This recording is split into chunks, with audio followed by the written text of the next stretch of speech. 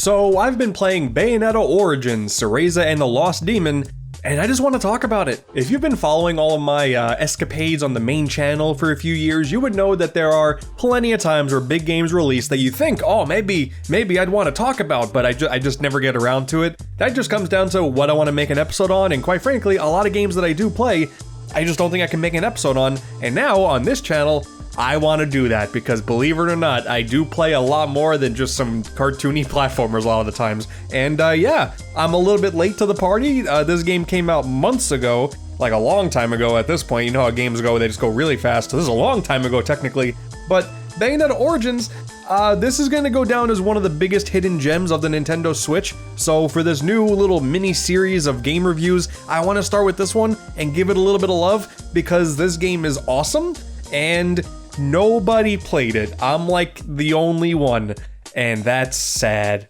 I've been a fan of Bayonetta for a very long time. I played the first game on the PlayStation 3, which I know was not the best version of that game, but that's how I played it. And then when it came to Wii U with the sequel, I played the 2, and then I played 1 all over again, and then when it came to Switch, I played 2 again, I played 1 again, and then Bayonetta 3 came out, and I loved that game. I know it's very divisive for a lot of the fans out there because of some of the story direction and whatnot, and some of the character direction, but I really liked it. It's actually gameplay-wise my favorite of the 3, and I actually kind of like where the story went. That's just, I don't know, I unconventional, I guess, but I did not hate where the story went like a lot of other people did, and I am very excited for the future. But yeah, so when it came time to do one of the secrets of that game, when you get to see a little bit of a teaser for Bayonetta Origins, that was very cool. Something different where you get to play as a young Cereza. This is something that, I don't know, it was a very cool surprise. I didn't get to experience it until after Origins was already announced at the Game Awards that year, but it was cool to see like, oh, we're trying to do something different with this franchise, a bit of a Bayonetta spin-off. Finally, something different, and with the art style, I was in from day one. Obviously, the big thing to note here is that even though it does have the Bayonetta name, do not expect the typical Platinum Games over-the-top like shenanigans with the combat and the crazy set pieces. There are some moments that do harken back to a traditional Bayonetta style, and those parts are really cool, and we'll get to that. But in general, no.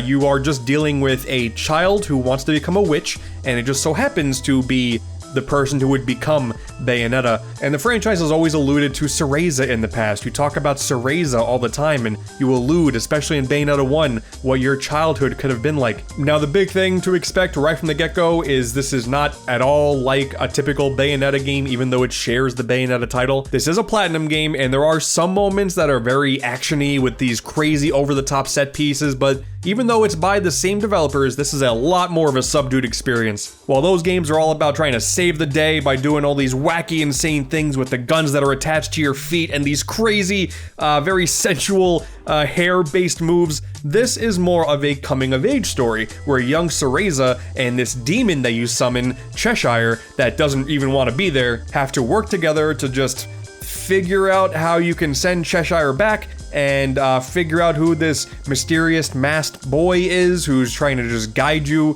through some adventure, and along the way you gain some new powers, and it's just a very, very charming adventure with a beautiful art style. Yeah, it eludes a lot of different vibes than a typical Bayonetta game, but to me, this feels very similar to something that is like an ambitious, artistic styled adventure that you would see often in the PS3 and 360 era. Something along the lines of like Alice Madness Returns or El Shaddai. These games that were just kind of defined as character action game, but tried to do something different. This kind of fits into that boat, which sure, in 2023, clearly it wasn't exciting enough to get a bunch of sales, but to me, someone who loves that era, this evoked those similar vibes, and I just really enjoyed this. I just really enjoyed this game from start to finish. This is just a much more subtle, subdued experience. There's a whole lot of kind of just walking around, and there are some light puzzle solving moments where there are like these little flower buds, and there's a rhythm game mechanic where you just have to press the analog stick at the right time. And to be honest, that part isn't even all that great. Like it's kind of fine, but it's pretty repetitive, and only a couple times in the game does it ramp up in difficulty, and you're like, oh, we're gonna get something out of this. But no, do not expect a difficult experience throughout like most of this. It is very easy when it comes to puzzles. And there is combat, and the combat is kind of cool because the control scheme is different than what I initially expected going into it. It's a dual analog game where the left analog stick controls Cereza and the right analog stick controls Cheshire, this gigantic cat where most of the attacks come from. You kind of just provide assistance, like you have the ability to freeze enemies in place if you hold the trigger over them for a long enough time, while Cheshire will slash at them like crazy. And it is the dual analog setup that kept me coming back, because I think if I was just mashing the A or B button the entire time, I would get a little bit more sick of it. But the way it works here is like left stick for Cereza, and ZL will trigger her freezing attack. Cheshire is controlled with the right stick, and ZR does a lot of the slashing. And you can charge those abilities up to do some special moves. There's like a skill tree where you can beef out their abilities. And that dynamic is really the thing that made this adventure worth it to me, because I do not get to play a game like this very often. It's like an indie game called Brothers, A Tale of Two Stories, I believe, but the fact that there's only one game I can really think of that did something like this, I think it works to this game's benefit, because even though the puzzles aren't all that challenging, the fact that I'm controlling these characters with both sticks is keeping my mind active, like at all times. And, just combined with the aesthetic of everything, it was just a really nice adventure that maybe at the end of the day, before I go to bed, I get to knock an hour of this out and just enjoy my time with it. It's probably, if I were trying to blast through it like really quickly, I wouldn't be a fan, but just in bite-sized chunks, taking it in like a nice, colorful, imaginative book adventure, which very clearly this is trying to go for, I think that's the ultimate way to experience this, and I really enjoyed that. And what's nice is even though the gameplay loop does stay pretty similar, like it's a lot of just walking around and then you'll find some enemies and you can engage in combat there, and then there are some of these moments when you're locked into a chamber and you have to engage in some more combat, and then sometimes it's some light puzzle solving.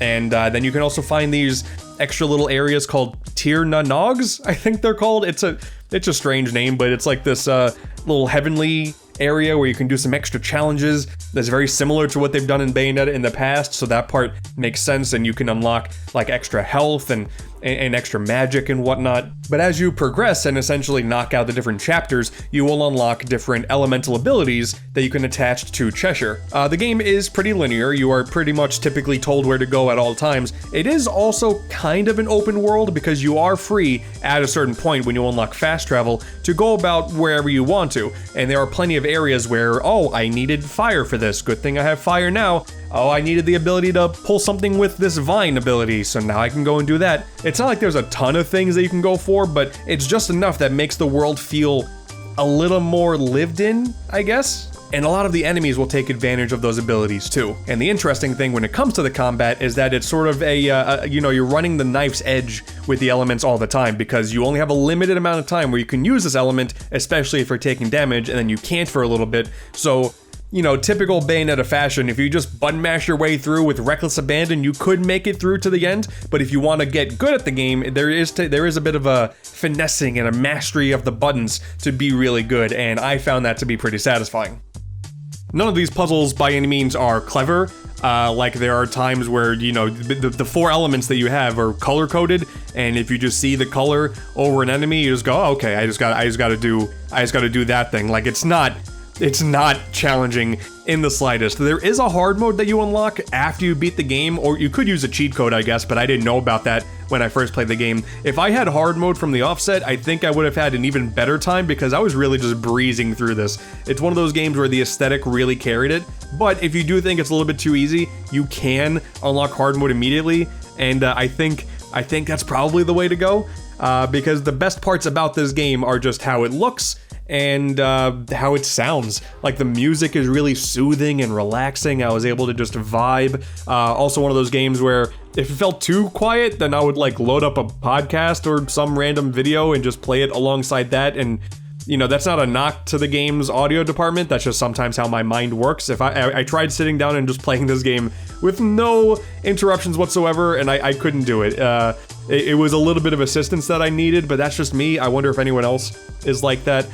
Because even though the music is super soothing and relaxing, it fits this style perfectly. I did need a little bit of extra audio stimulation. But also shout out to the presentation in general, because the voice acting, I think, is really well done. It kind of takes on a Kirby's Epic Yarn approach, and I love comparing things to Kirby, where most of the plot is told through the perspective of a storyteller. Like whenever you hear Cheshire speak in the cutscenes, it's not Cheshire speaking, it's the narrator of the story putting on a gruff voice like this to talk as Cheshire. And I that's cool. Like that's just a little attention to detail that is, you know, throughout the entire game. There are plenty of cutscenes, and I really got to enjoy that aspect of it, just having that, you know, that's how Kirby's Epic Yarn did it, and that game had a very similar, you know, the book style, and it is a story direction that I'm a big fan of, and I would like to see more games do this. And then yeah, I think realistically, also knowing that, you know, around the next corner there was going to be some gorgeous vista that I was going to get to take part in,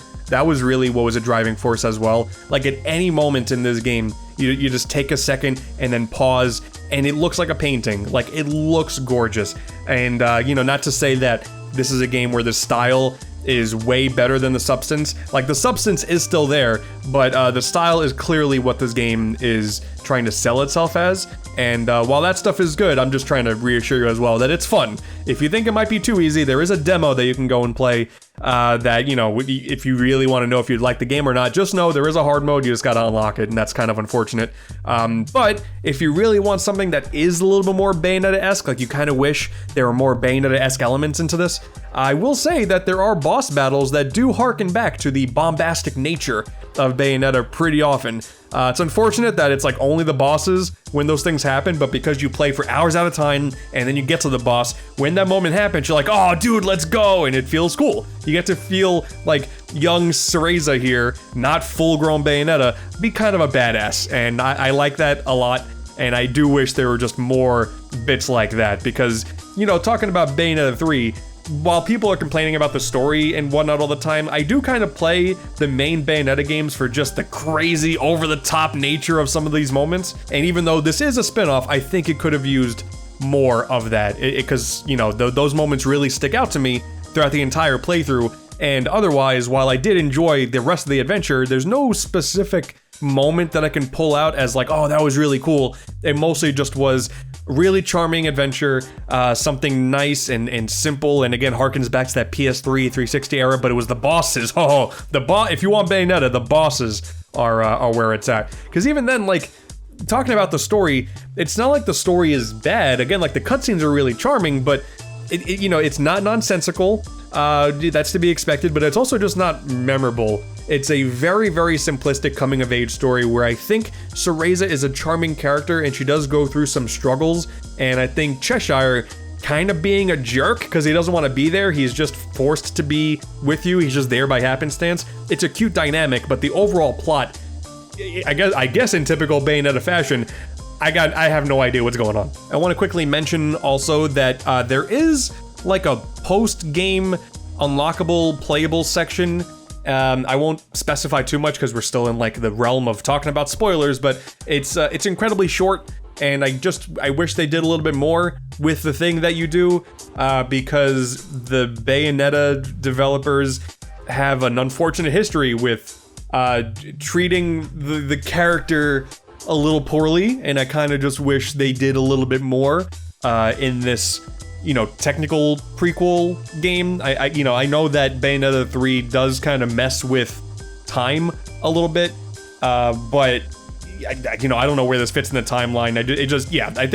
I think that little extra chapter that you get in the post game should have been fleshed out a little bit more. I liked where they were going, but I think they could have done more. I think the biggest thing to come out from playing this game is that it's unfortunate that a lot of people just did not give this game at the time of day. And I get it, you know, there was a lot of really big Switch games that were coming out in 2023 and still are. So I get how this game was just simply not gonna penetrate people's, you know, want list if Zelda is right around the corner. Like, I totally get it. It is just unfortunate that is the case, because this is a very charming game. It was very surprising that this released so soon after Bayonetta 3. When this game was first revealed, I thought it was just like DLC for 3, but no, it's a full-on game, and to its credit, it did take like 12 hours to get through, something around that time. But just the notion of calling this Bayonetta Origins with a colon and then a subtitle makes me really hope that they do explore this a little bit more in the future. I think they've already alluded to the fact that they are working on a Bayonetta 4. Whether or not they call it 4, I don't know. That's you know, based on how 3 ended, they can go plenty of different ways with Bayonetta 4. But I do hope this Origins idea, I do think they continue on with it. You know, if they did that, it would be kind of cool, because while Platinum Games, you do buy a Platinum game or a Kamiya game with a certain expectation. You know, you play Bayonetta, you play Wonderful 101, you play Astral Chain. This game being from the same team, it does stick out as like not what you want this team to do, but it would be nice if there was a subset of this team that did make at least one more Bayonetta Origins game. Maybe after 4, because they can introduce new story beats in 4 that would justify an Origins 2.